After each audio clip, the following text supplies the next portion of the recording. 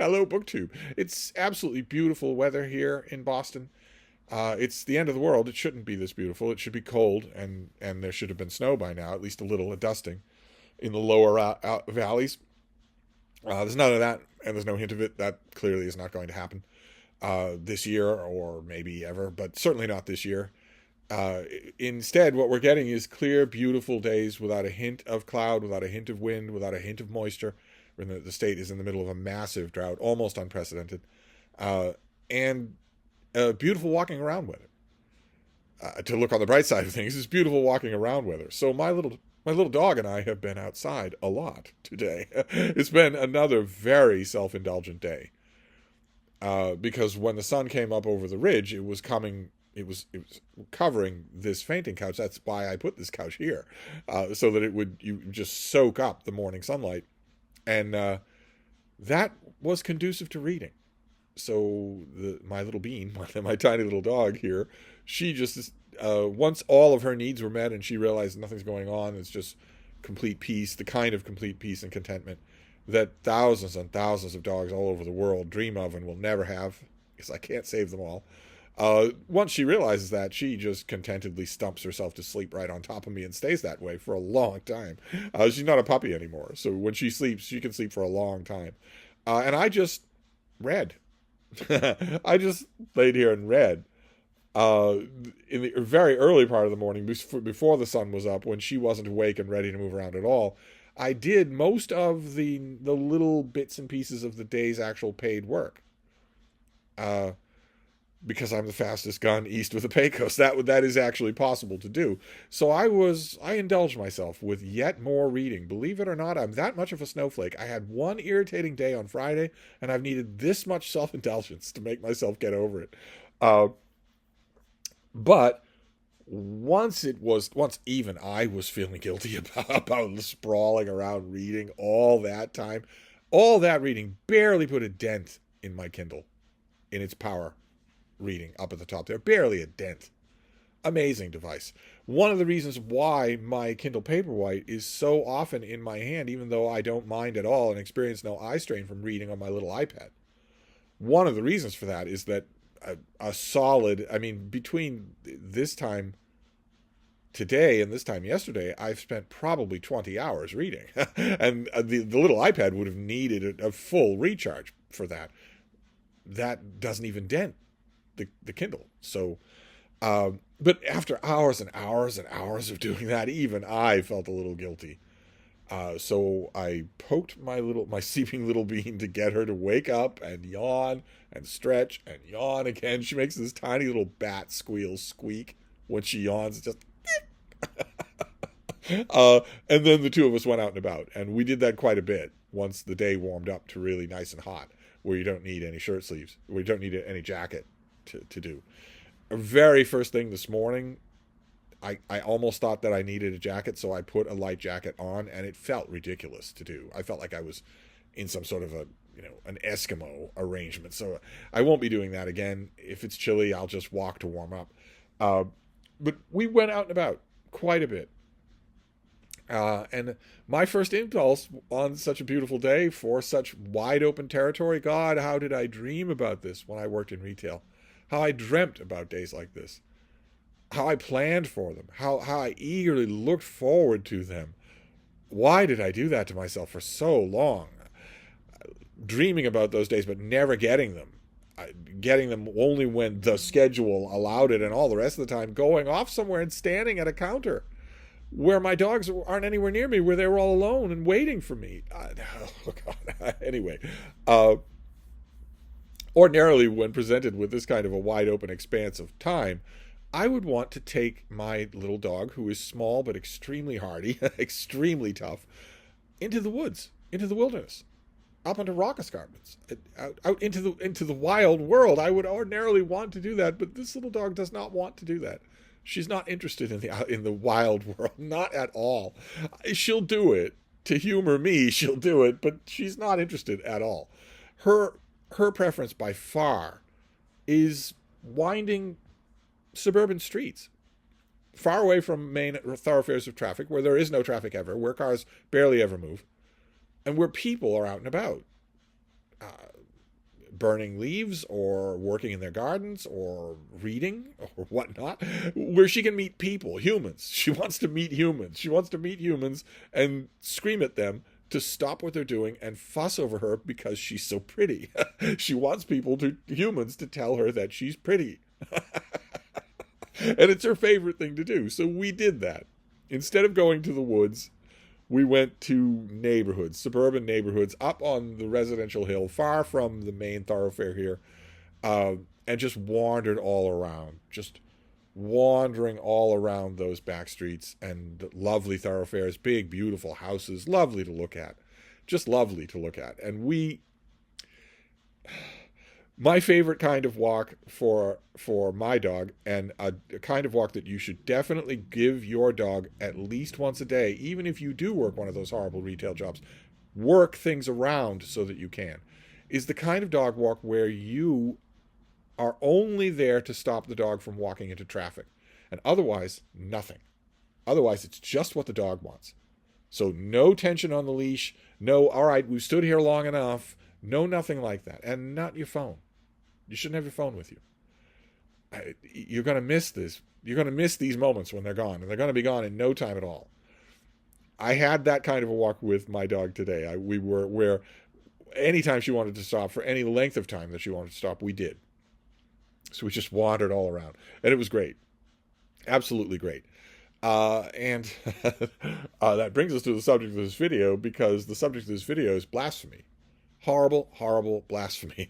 It is insane, absolutely blasphemous for me to take books out of a little free library. That's insane. Not only do I usually go to my used bookstore, the Brattle Bookshop, I haven't gone in a month, but I am going to go this coming week. Not only do I usually do that, and that's a torrent, a Niagara Falls of used books that are cheap, so I can get anything that I want, anything I can carry. But also I get books in the mail. I get free books in the mail every day. So it's insane that it's an insane, screaming blasphemy that I should ever take a book out of a little free library.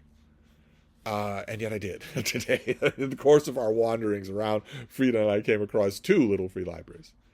Widely distanced from each other, but we just happened to do it. And I took books from both of them, and I wanted to show you what they were. I will read them, and then if I remember, I will put them in a plastic bag or in a tote bag and drop them off at another little free library the next time we go out wandering. Our next walk will not be long. It's prescribed, so there will not be any little free libraries along that route. But the next time there's a chance, I will carry a tote bag over my shoulder and remember to do that. But the first one, the hardcover that I got, is very popular. It's, I think, this author's most best-selling book. The author is E. Annie Proulx, and the book is Accordion Crimes, which came out, more than a decade ago? 1996. Okay, so many decades ago. I knew at the time that this came out that it was a big reach for the author, that it was meant to be a big epic book.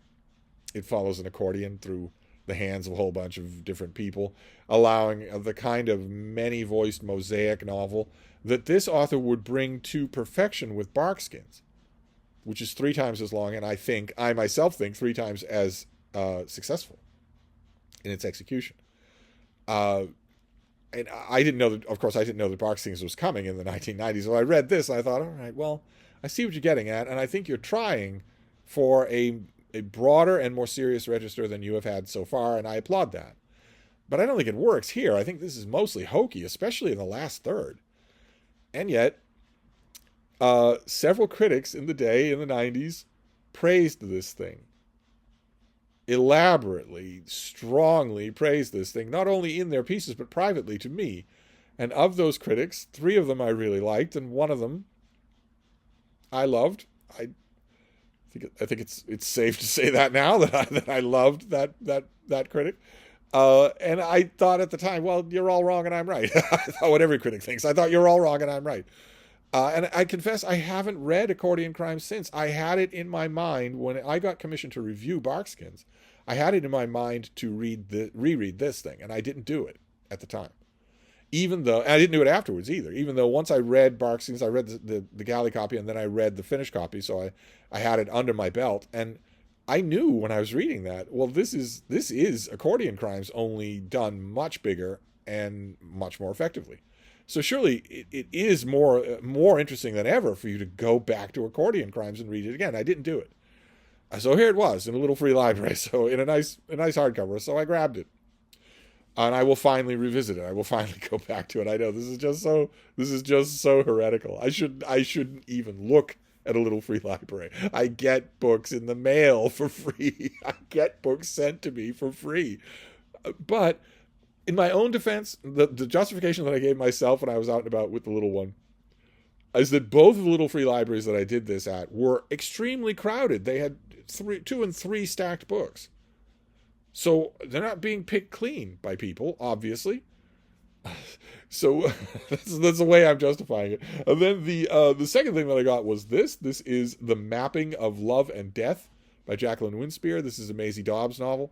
I have these things on the mind because Maisie Dobbs' series has ended. And to mark the ending, the publisher reprinted in a naked hardcover the first book, which is called Maisie Dobbs.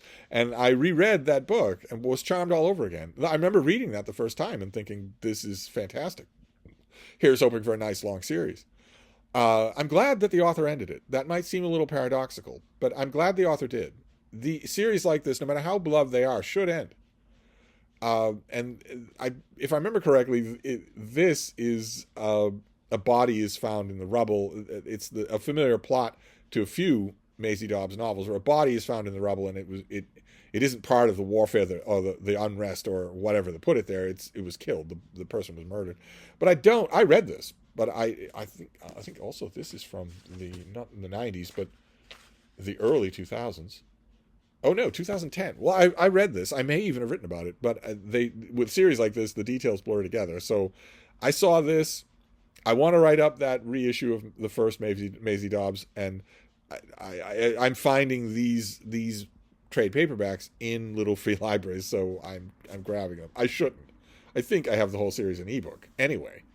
And then the final thing that I got three. I wasn't carrying a tote bag, so I didn't want to be loaded down with books when the focus of your dog walk should be your dog. That's why you don't bring your phone. That's why you don't bring a book. That's why you're not doing anything. You're paying attention to your dog.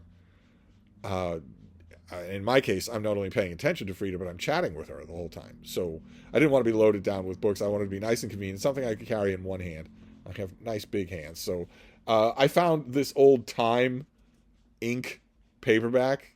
These old things that were done, 50 years ago, 60 years ago. They're really stiff binding, really cardboard type covers, as opposed to paper, as opposed to hard boards. So they're an odd production. It makes no sense to get them used because they don't hold up. This thing is going to break apart. I got The Great Rehearsal by Carl Van Doren. This is what these books look like. They have that right there on the spine, and it's hard to open them, and opening them will crack the spine. But because of the way they're constructed, it won't just crack the spine. When you crack the spine on one of these things, you have destroyed the book. The thing will fall apart. And I know that. I'll be careful with this. I've never seen The Great Rehearsal in any other format. This is his book about the ratification of the Constitution of the United States. It's full of personalities, full of the personalities of the time. Wonderfully, wonderfully done. It's a wonderfully written thing. As long as we're on the topic of people I love, it's not as good as Pauline Meyer's book Ratification, her great book Ratification. You should, if the old saying goes, if you're only going to read one book on the ratification of the U.S. Constitution, it should be Ratification by the great Pauline Meier. But if this turns up in a used bookstore, these old, mid 20th century writers really knew what they were doing. They really knew how to tell a story.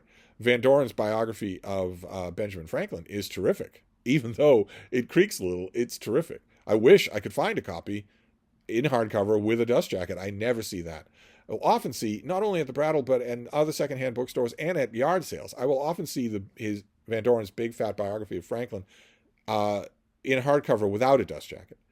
I almost never see it with one, but it's worth reading. and so is this. So I got this as well, even though I know that this will not be returning to a little free library, because by the time I'm 2/3 of the way through this, it will be falling apart physically. So there you go. A book haul for Sunday, and a blasphemous one, because these were all taken from little free libraries.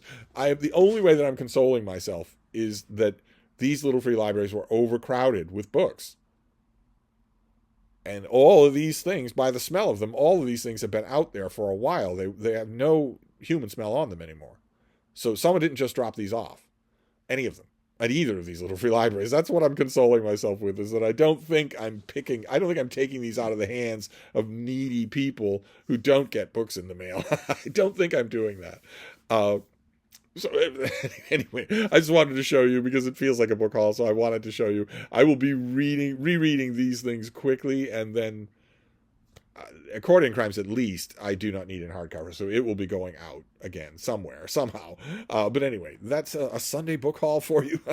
I will wrap this up for now, but I'll be back. Thank you, BookTube.